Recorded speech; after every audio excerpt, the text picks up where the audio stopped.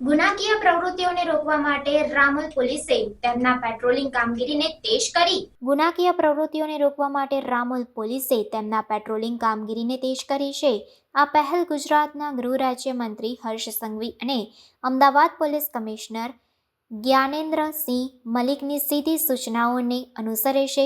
વધારેલા પેટ્રોલિંગનો ઉદ્દેશ્ય રામોલ વિસ્તારમાં રહેવાસીઓની સુરક્ષા અને સલામતી વધારવાનો છે, જે વધતા ગુનાના દરને ધ્યાનમાં રાખીને કરવામાં આવી છે.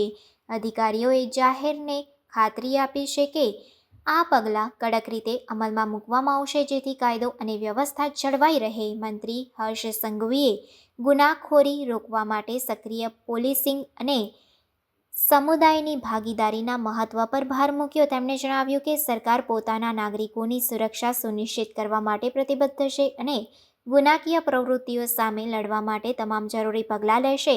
પોલીસ કમિશનરે આ ભાવનાઓને પુનરાવર્તિત કરી વધારેલા પેટ્રોલિંગના ભૂમિકા પર પ્રકાશ પાડ્યો, જે સંભવિત ગુનેગારોને અટકાવવા અને સમુદાયને આશ્વાસન આપવા માટે મહત્વપૂર્ણ છે.